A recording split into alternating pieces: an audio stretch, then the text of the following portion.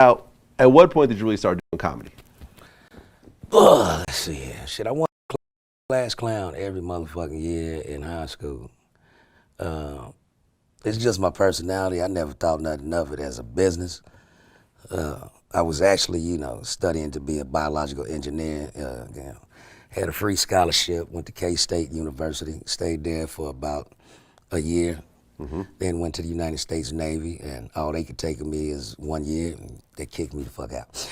So, because they were like, give me 100 push-ups. I'm like, I didn't come here to do calisthenics, motherfucker. Right. The commercial said, go overseas and see some new shit. Right. They stationed me in Meridian, Mississippi. I could have drove down to that motherfucker.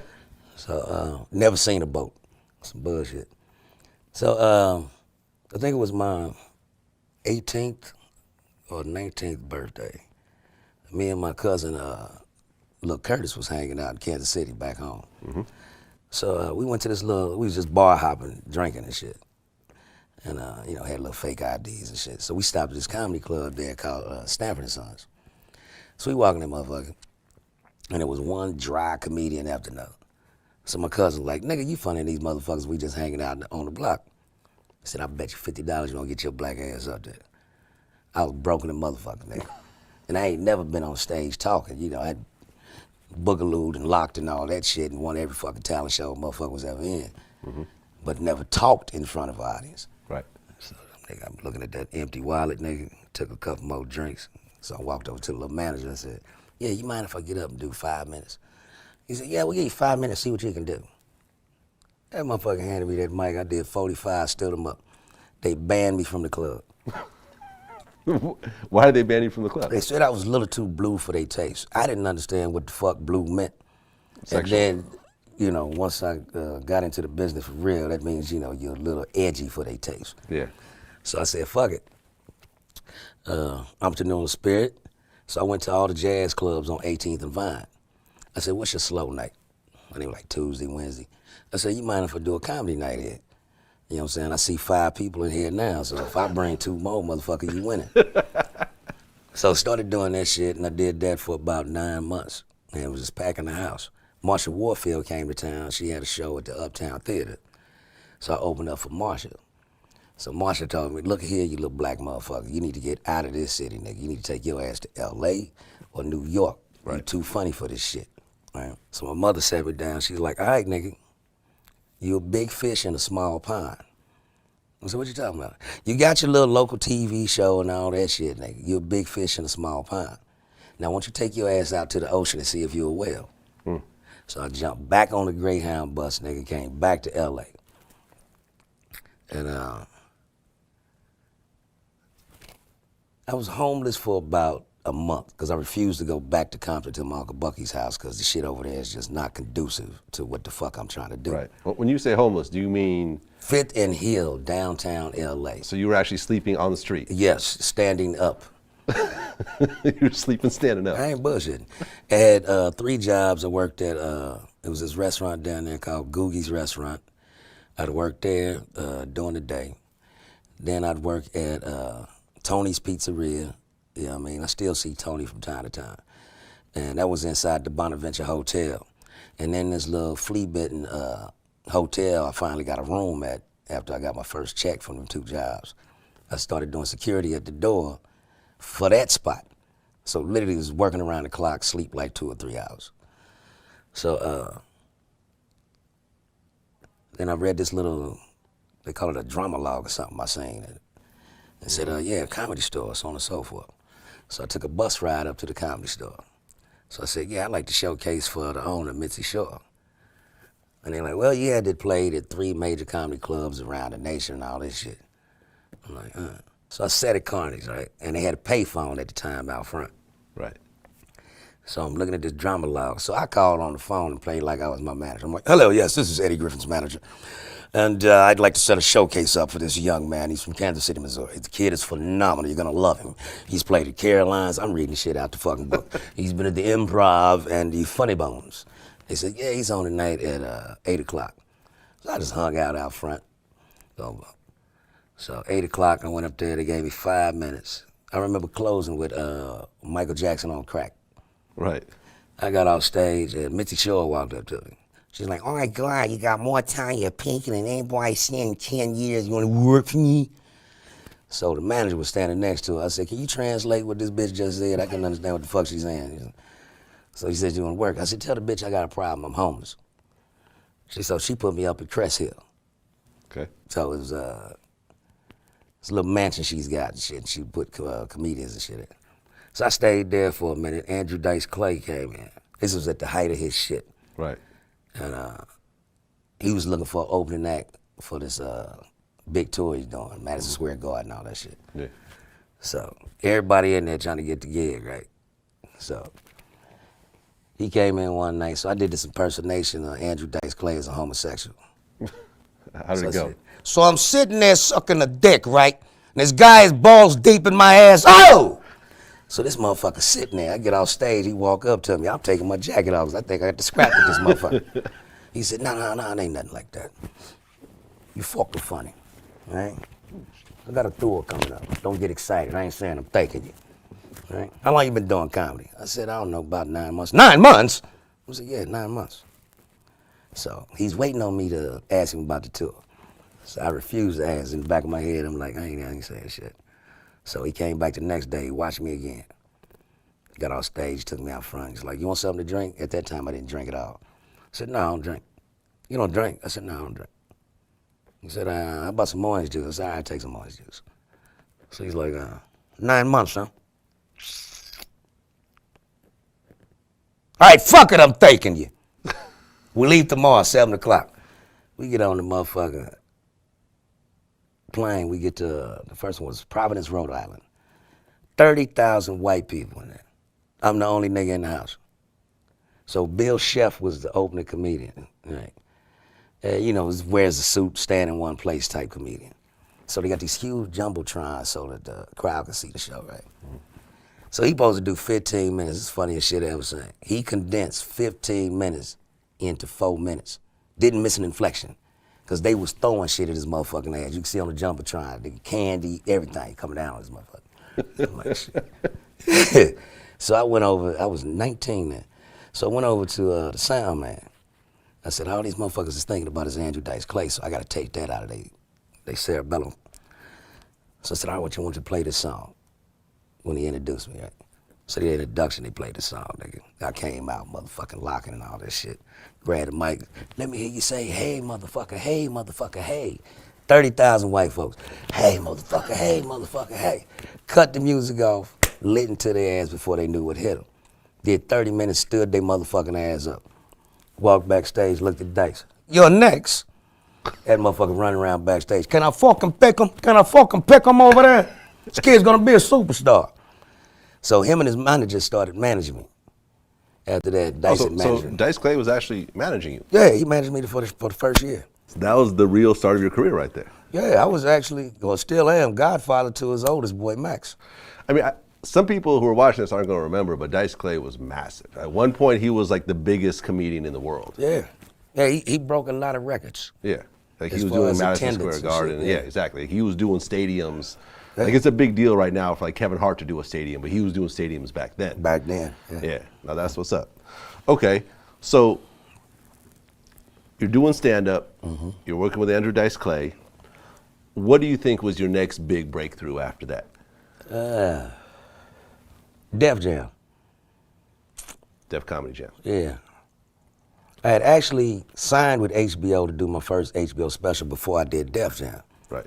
So we was in the back of the Comedy Store one night, and Martin Lawrence came up to me. He said, hey, I want you to do Def Jam. I said, Def Jam? I said, what's Def Jam? He's like, Russell Simmons put this thing together, you know, comedians come out and do like 5 minutes. I said, I just signed with HBO to do my first half hour. I'm gonna do 5 minutes. I said, no, I'm cool. He's like, Ed, if you do 5 minutes and blow it up on Def Jam before your special come out, motherfuckers will know who you are and be waiting on you. Light bulb went off. Damn, smart nigga. So I did Def Jam, blew that shit up, right? Did the next special. It was the highest rated special in HBO's history at that time. Your comedy special. Oh, hell yeah. It was all in It was motherfucking. classic. Yeah. Classic. Yeah. I still remember the part about the sperm The journey of the sperm, like, you know, when they hit the condom and like the whole thing. Whoop my ass, give me my cash, Rodney King shit. So yeah, that's when it took off. And then right after that, I came back to the Comedy Store, and I was on in the main room one night. And I did this joke called Superman Man, if there was a black Superman. You know, the motherfucker would fly 3 feet off the ground. You know, he'd pick his hair out, nigga, the naps would blow the fuck up, nigga, like dynamite and all this shit. Had x-ray vision, looking at bitches butt naked in the shower and shit. So Robert Towers approached me backstage. He said, don't tell that joke no more. I said, what you talking about? He was like, nigga, that's a movie. Ended up becoming Meteor Man. Aha. Oh, so Meteor Man was based on your skit? Yeah. And you were in Meteor Man? Yeah. But you weren't the star? No. It was Robert Townsend.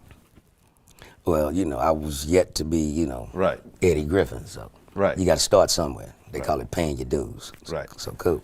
People kind of murdered, you know, Robert Townsend over that movie.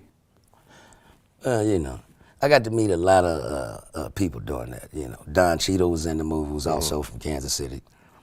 Bill Cosby was in it, met Dr. Cos. James Earl Jones met, you know, a very stoic figure. He would always sit in his chair and read between every take, you know, which I thought was very interesting. So, Yeah.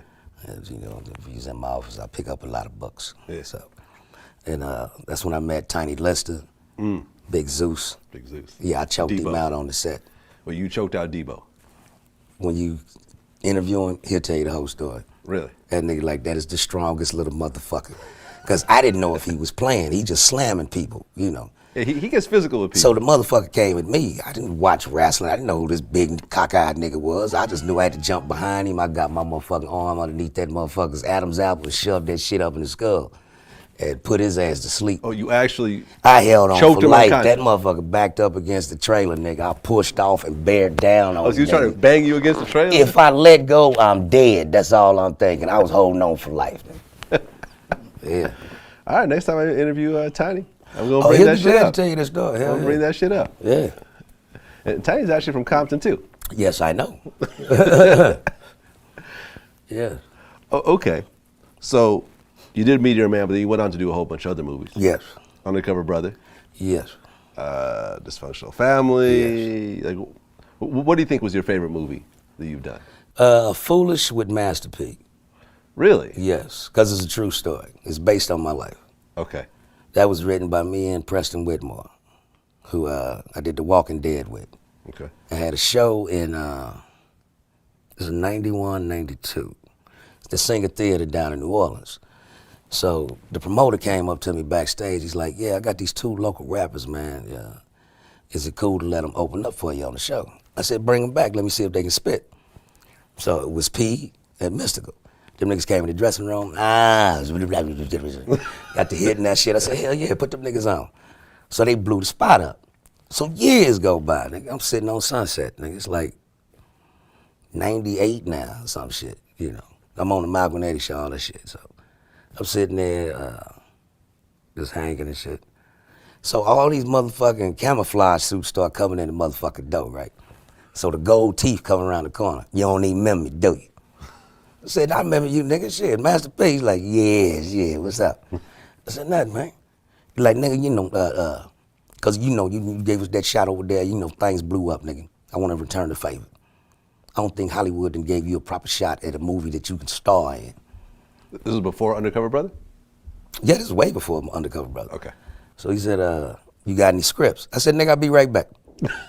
Ain't bullshit. Got in the car, nigga, went over to Press's house, got the script, Foolish. So brought it back, handed it to the nigga. The nigga gave me a check for $1 million.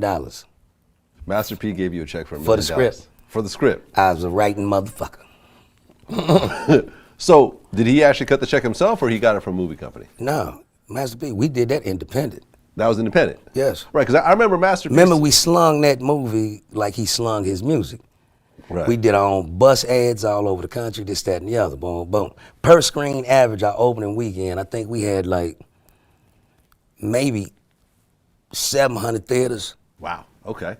We came out against Star Wars. We beat Star Wars per screen average. Foolish beat Star Wars. Yeah. This was Star Wars You Episode can, 1? you can Google that, yeah. No, I believe you. Yeah. I believe you. Because Master P was really the first one to do movies himself with no, wait, hold on, with I'm About It. Not the world's best movie, but he actually put it together. And then you saw an improvement after that. Like, I Got the Hookup, I thought was good. Well, he created the model, you know what I mean? Where, you know, you can circumvent the movie theaters and shit like that, you know, and go direct sales to the public. Yeah. You know, and I'm sure that pissed Hollywood the fuck off. And Right. then they started doing it because, you know, they said, okay, this is a smart motherfucker. So, yeah, we did that. And I remember it was my birthday, July 15th, we was on the set. So, P's boy came over to me. He said, yeah, Percy want to see you. You know, when they call that nigga Percy, he's usually upset about something. So they said, Percy want to see you. I said, about what? They said, the nigga want to see you. I said, tell him I'm over here.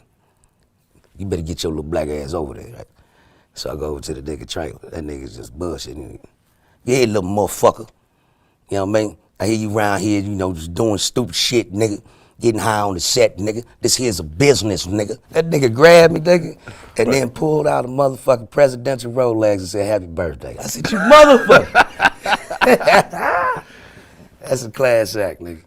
So that's interesting. So, but Master P actually cut you a check for $1 million for a script. Yeah. I'm not very familiar with Hollywood. Is that typical for a script? No. No. Like, how much do you usually get for a script these days? I mean, well, not even these days, It depends. at the time. It depends, you know. Is it a, you know, superhero Marvel Comics type shit? Yeah, you get $1 million. check for But you're talking about an independent small film. Yeah. How much should that check should have been in the marketplace at those days? Probably like 300, 400. Okay, so he gave you way more than you were supposed to get. Yeah, well, I mean, I knew what it was about. It was returning the favor for, you know, being that nigga. Okay. You know what I mean? So he cut you $1 million check. Yeah. Was that the biggest check you got at the time? At that time, yeah. That time. Yeah. Okay. $1 million check. That's what's up. Yeah, because the one before that was like 700 or something, you know. But yeah, that was there. That's what's up.